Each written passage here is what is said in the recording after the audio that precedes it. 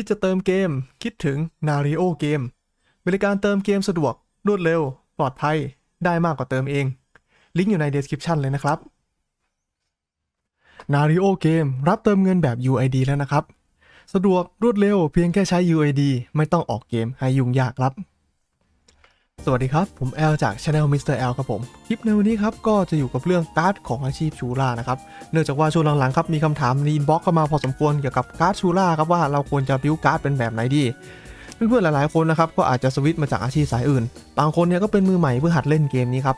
คลิปในวันนี้ครับผมก็จะมาจัดการ์ดให้เพื่อนๆดูครับว่าสำหรับชูล่าสายปาบอลครับไม่ว่าคุณจะเล่นเป็นสายจิหรือว่าสายสเตนก็ตามเนี่ยการ์ดที่ดีที่สุดในแพทเลเวล100แพทปัจจุบันของคุณใส่เป็นการ์ดอะไรการ์ดที่ดีที่สุดในแพทเลเวล110ที่เป็นแพทหน้าที่กำลังจะเข้ามาเนี่ยนะครับเราจะใส่เป็นอะไรซึ่งผมก็แอบแว่วๆได้ยินมานะครับว่าแพทเลเวล110ครับจะเข้ามาที่เซิร์ฟเวอร์เราเนี่ยในช่วงประมาณเดือน8เดือน9นี่เองครับผมโอเคครับก่อนอื่นผมอยากจะให้เพื่อนๆเนี่ยมาทำความเข้าใจเรื่องพื้นฐานกันก่อนครับผมปกติพวกการ์ดเนี่ยครับมันคือพวกตัวคูณครับไม่ว่าจะเป็นเรื่องดาเมจความอึดหรือว่าพวกเลือดทั้งหลายนะครับผมโดยที่ตรงนี้มันก็จะแบ่งตามสายอาชีพไปครับผมสายอาชีพการทำดาเมจในเกมนี้เนี่ยมันแบ่งหลักๆได้แค่2อย่างเองครับไม่ว่าคุณจะเล่นสายเวทหรือว่าสายกายภาพก็คือสายที่ทำดาเมจเป็นสีขาวกับสายที่ทำดาเมจเป็นดาเมจคลิกครับซึ่งชูล่าสายปาบอลเนี่ยเป็นสายดาเมจขาวอาชีพสายดาเมจขาวเราจะต้องดันค่า penetration เพื่อที่จะเอาดาเมจครับผม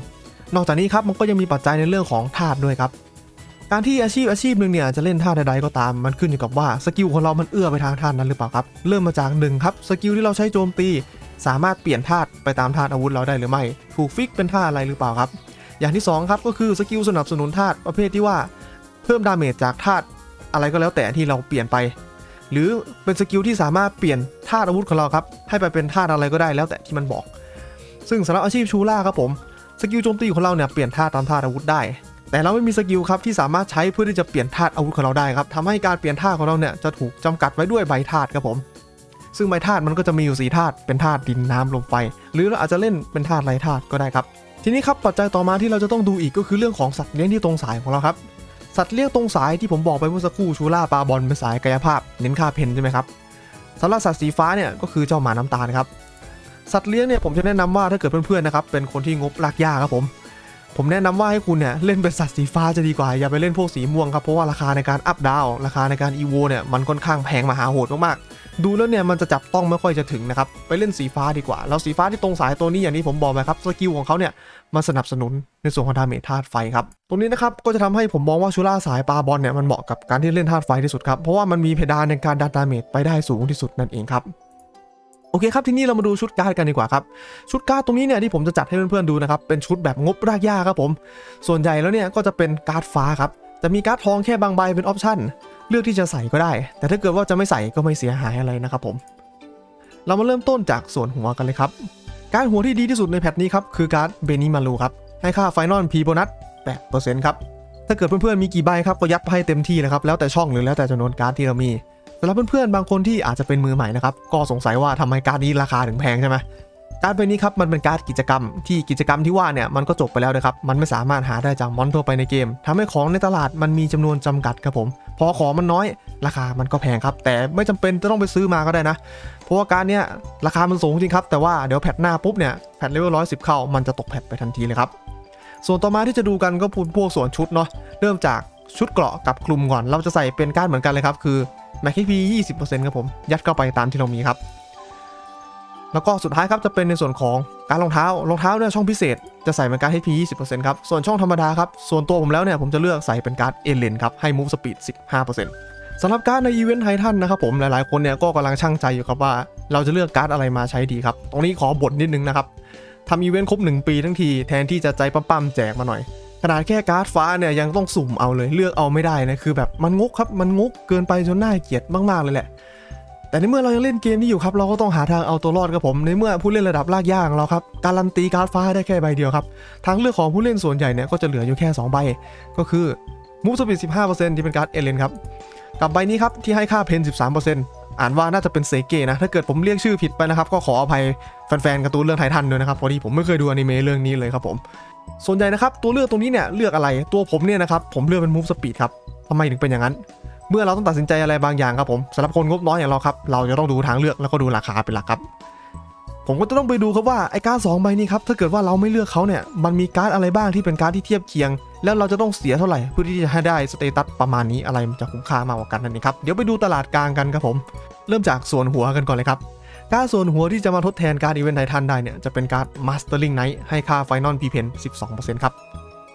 ตรงนี้ก็ให้น้อยกว่า1%ราคาของเขาครับจะอยู่ที่ประมาณใบละ100,000เนี่ยเยอะไหมสำหรับผู้เล่นที่งบน้อยแล้วยังเติม VIP อยู่ครับคุณจะต้องใช้เวลาเก็บเพชรประมาณ2เดือนคุณก็จะซื้อได้ราคาเนี่ยมันถือว่ายังไม่แพงจนเกินไปแต่ว่าก็ค่อนข้างแพงแล้วครับตีออกมาเนี่ยก็หลักประมาณล้านเพชรชมพูกว่าพอจะซื้อได้อยู่แต่ซื้อได้ไม่ง่ายครับแต่ถ้าเกิดคุณเป็นคนที่ไม่เติม VIP ครับผมมันเข้าไม่ถึงเลยครับมันเข้าถึงได้ยากมากครับคุณจะเก็บเพชรครบขนาดนี้เนี่ยจะลำบากสุดๆเลยครับอันนี้ก็จะเป็นการ์ดอันนึงที่เป็นทางเลือกที่ใกล้เคียงครับผมราคาประมาณนี้ทีนี้ครับถ้าเกิดเพื่อนๆมองว่ามันแพงเกินไปมันจะมีการ์ดในแพทอนาคตอีกใบนะครับที่เป็นการ์ดส่วนหัวเหมือนกันพอจะชดเชยการ์ดใบนี้ได้อยู่นิดหน่อยอาจจะไม่ดีเท่าครับแต่ว่ามันพอใช้งานได้ครับแล้วด้วยความที่มันเป็นการ์ดฟ้ามันหาได้ง่ายกว่ากันมากๆก็หมายความว่าตัวเลือกเทียบเทียงการ์ดเซเกเนี่ยมันจะมีทั้งการ์ด Mastering Knight แล้วก็การ์ดฟ้าในแพทหน้านะครับ2ใบต่อมาครับจะเป็นการ์ดส่วนของรองเท้าครับรองเท้าเป็นอะไรที่ค่อนข้างปวดหัวนะการ Move Speed ครับผมมันจะมีการ Move Speed 25% ครับให้เยอะกว่า 15% อยู่แต่ว่ามี3ใบเท่านั้นครับและเป็นการ์ดทองทั้งหมดแพทหน้าก็ไม่มีการ์ดฟ้านะครับใบแรกจะเป็นการ์ด Moonlight Flower ครับมูสปีด25%ราคา 450,000 ครับอันนี้ผมมองว่าผู้เล่นงบน้อยยังไงก็เข้าไม่ถึงครับอีก2ใบที่เหลือครับผมจะเป็นการ์ดไททันครับ2อันนี้เลยให้มูสปีด25%ทั้งคู่เป็นการ์ดอีเวนต์ครับแล้วแน่นอนว่าราคาอยู่หลักประมาณ 200,000 ครับซึ่งตรงนี้ผมก็ยังมองว่ายังมากเกินไปหน่อยอยู่ดีนะจะซื้อเนี่ยมันก็ซื้อได้ครับแต่ตึงมากๆเลยครับผมเพราะฉะนั้นเนี่ยเทียบกันแล้วนะครับด้วยราคาและก็ทางเลือกตรงนี้เนี่ยผมก็เลยมองว่าไปใช้การ์ดเอเลนให้ได้มูฟสปีดเนี่ยมันคุ้มกว่าเพราะตัวเลือกของเราเนี่ยมีแต่ตัวเลือกราคาแพงแล้วก็มีน้อยด้วยครับผมต่อมาครับเราจะมาดูส่วนของการ์ดอาวุธกันครับส่วนของการ์ดอาวุธเราจะใส่เป็นธาตุตามธาตุที่เราเล่นครับซึ่งอย่างที่ผมบอกไปแล้วครับอาชีพชูล่าเล่นเป็นธาตุไฟเราก็จะใส่การ์ดดาเมจธาตุไฟเป็นการ์ดเลยเคลื่อนครับผม3ใบในช่องธรรมดาครับเพราะว่าการ์ดใบนี้ใส่ช่องพิเศษไม่ได้ถ้าเกิดเพื่อนๆคนไหนมองว่าราคามันแพงไปหน่อยเนี่ยการ์ดเลเวียมแพทหน้าจะเป็นการ์ดอีก1การ์ดที่ตกแพทนะครับก็รอก่อนได้ครับอาจจะซื้อมาใช้แค่ใบเดียวก่อนก็ได้แล้วก็การ์ดที่เหลือในช่องพิเศษตัวนี้มันเป็นทางเลือกนะครับมันแล้วแต่ว่าเราจะใส่อะไรบางคนก็ใส่การ์ดเผาเพื่อที่จะดันดาเมจแล้วแต่ว่าเราไปฟาร์มกับมอนแบบไหนหรือจะใส่เป็นการ์ดเฮสก็ได้ครับอันนี้แล้วแต่ชอบแล้วก็มันสามารถถูกทดแทนได้ด้วยการ์ดในอนาคตเช่นกันครับส่วนต่อมาจะเป็นการ์ดประดับครับประดับเราจะใส่เป็นการ์ดธาตุเช่นเดียวกันครับตรงนี้ก็แล้วแต่ธาตุที่เราจะเล่นเหมือนกันชูล่าเนี่ยอย่างที่ผมบอกไปครับเล่นธาตุไฟใส่ธาตุไฟก็เป็นการ์ดไฮด้าแดงครับการ์ดใบนี้ไม่ตกแพทในแพทหน้าเนี่ยนะใส่ไปให้เต็มที่เลยครับผมหลายๆคนอาจจะยังสงสัยอยู่ว่าเฮ้ยใส่ไฮด้าแดงล้วนๆถ้าถอนมาลินสเฟียร์หมดเลยเนี่ยถอดพีโบออกไปหมดตัวเราโบจะไม่ขาดเหรออันนี้ก็ต้องพูดตรงๆนะครับว่าถ้าเกิดว่าตัวละครเราครับเป็นระดับงบน้อยครับเราไม่ได้ทำออฟเมลอะไรเยอะขนาดนั้นครับผมออฟธาตุในตัวเราอ่ะส่วนใหญ่เดี๋ยวนี้ชอบทำกัน6แถวด้วยมันไม่ค่อยได้เยอะอะไรครับถ้าเราไม่ได้ทำออฟเมลระดับเลเวล10 9แถวทำออฟเมลเวก5เนี่ยมันยากครับที่ธาตุเราจะล้นครับเราไม่ใช่ตัวสุลต่า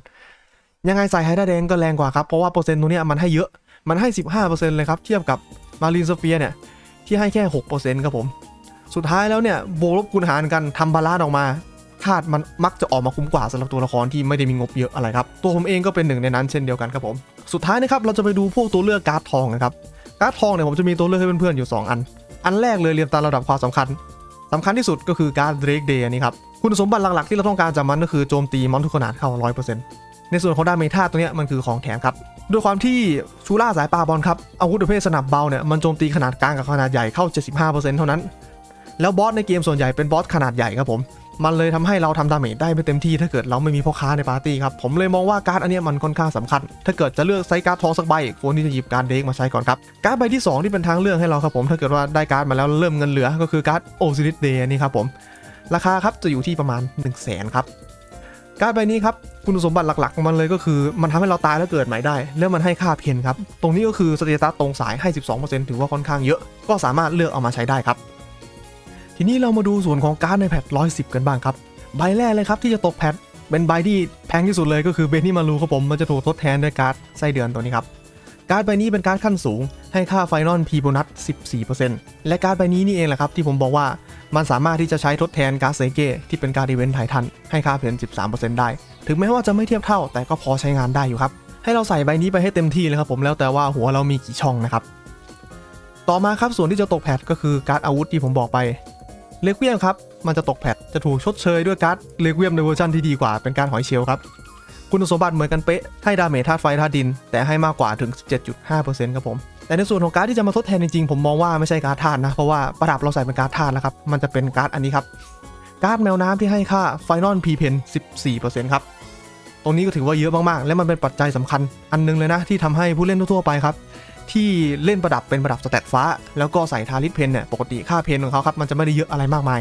การ์ดใบนี้ครับมันจะช่วยดันให้ค่าเพนของเราเนี่ยทะลุเกินโบนัส 150% เพื่อที่จะเอาโบนัสค่าเพนคูณ2ได้ครับถ้าอ้างอิงจากบาลานซ์ตัวละครของตัวผมเองครับเซตการ์ดที่ดีที่สุดของตัวผมเนี่ยที่เราจะใส่เนาะในหัวครับ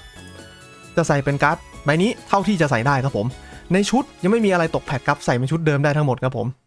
ในประดับครับใส่เป็นไฮด้าแดง6ใบครับอันนี้ก็ยังไม่มีอะไรตกแพทเหมือนกันแล้วก็อาวุธครับเราจะเปลี่ยนแปลงนิดหน่อยเราจะใส่เป็นนี่ครับการ์ดแมวน้ำครับ5ใบเลยครับแต่ถ้าเกิดเพื่อนๆคนไหนมีการ์ดทองครับก็สามารถถอดพวกการ์ดฟ้าออกได้อย่างเช่นมีการ์ดเด็กในอาวุธก็ถอดแมวน้ำมา1ใบเป็น1เด็ก4แมวน้ำถ้าเกิดว่ามีการ์ดโอซิลิสครับผมก็ใส่ไฮด้า5ใบแล้วก็โอซิลิส1ใบอะไรประมาณนั้นครับแล้วทีนี้สำหรับเพื่อนๆบางคนที่เพิ่งปั้นตัวใหม่ไม่มีการ์ดเก่าที่เราสวิตช์การ์ดมาเงี้ยไม่มีอะไรตรงสายเลยเริ่มจากศูนย์เราควรจะใส่การ์ดตอนไหนดีครับอันนี้มาต้องอธิบายกันหน่อยนิดนึงนะเพราะว่าเรื่องการ์ดของเกม ROX เนี่ยครับมันเป็นตัวคูณครับอย่างที่ผมพูดไปตั้งแต่ต้นคลิปตัวคูณเนี่ยมันจะต้องไปคูณค่าพื้นฐานนะครับมันถึงจะรีดาเมจได้เต็มที่ถ้าเกิดว่าตัวคูณเนี่ยไม่มีอะไรที่เป็นพื้นฐานอยู่เลยครับยัดตัวคูณไปมันก็คูณไม่ขึ้นครับผมแล้วค่าพื้นฐานมาจากไหน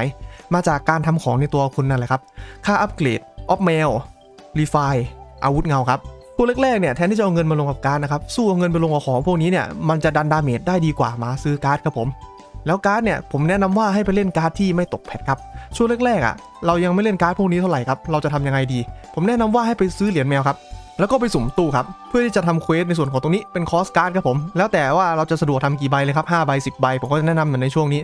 มันจะมีสมุดการ์ดแจกเราฟรีๆครับผมเราก็สามารถไปสุ่มการ์ดมาใช้ได้เอาการ์ดพวกนี้ใช้งานไปก่อนครับแล้วก็ทำของพื้นฐานของเราขึ้นมาก่อนจนของเราเนี่ยมีระดับหนึ่งแล้วค่อยมามองการ์ดครับการ์ดที่เราจะใช้ก็เป็นการ์ดธาตุเพราะฉะนั้นเนี่ยเราก็สามารถเทียบได้ง่ายๆว่าเมื่อไหร่ที่เราเริ่มรู้สึกว่าตัวละครเราควรจะทำออฟธาตุได้แล้วเนี่ยค่อยมาขยับเล่นการ์ดครับเพราะว่าด้วยราคาของการ์ดตอนนี้ครับผมมองว่าค่าใช้จ่ายในการทำออฟธาตุได้ 15% เนี่ยมันสูงกว่าการที่ซื้อการ์ดไปใส่ครับแล้วก็ทำออฟธาตุตามมาทีหลังจากการย้ายออฟเอาแล้วเมื่อไหร่เราถึงควรจะทำออฟธาตุล่ะครับสำหรับตัวละครใหม่นะครับในมุมมองของผมนะผมมองว่าค่าอัปเกรดของคุณครับควรจะอย่างน้อยๆเอาเวก4ถึงเอาเวก5ครับเอาเวก4ก็ถือว่าโอเคละออฟแมวในตัวคุณครับอย่างน้อยๆต้องสักประมาณเอาเวก1เอาเวก2ครับผมแล้วก็ไม่ได้ทำแค่2ชิ้น4ชิ้นนะครับคือคุณต้องทำทั้งตัวเลยชิ้นที่ไม่ได้เอาเวกเนี่ยก็ต้องมีออฟอยู่บ้างครับอย่างน้อยๆสักประมาณเลเวล4เลเวล5ครับผมเป็นออฟตรงสายทั้งตัวครับแล้วก็รีไฟครับคุณจะได้อย่างน้อยสักประมาณเอาเวก1ครับถึงจุดนี้ตัวคุณถึงจะเริ่มขยับมาทำออฟธาตุได้ถึงตอนนั้นเนี่ยแทนที่เราจะไปทำออฟธาตุครับเราเอาเงินมาลงกับการไฮด้าแทนใส่ตรงนี้ใช้ไปก่อนครับเพราะว่ามันเป็นของที่ไม่ตกแพทใช้ได้ยาวๆเนาะโอเคครับสำหรับข้อมูลในคลิปนี้ก็จะประมาณนี้นะครับเพื่อนๆคนไหนถ้าเกิดมีคำถามอะไรก็สามารถอินบ็อกซ์มาคุยกันหรือว่าคอมเมนต์ใต้คลิปมาคุยกันกับผมได้นะครับถ้าเกิดเพื่อนๆถูกใจคลิปนี้ก็รบกวนกดไลค์กดติดตามช่องผมเอาไว้จะได้ไม่พลาดคลิปใหม่ๆนะไว้เจอกันใหม่คลิปหน้านะครับสำหรับวันนี้สวัสดีครับ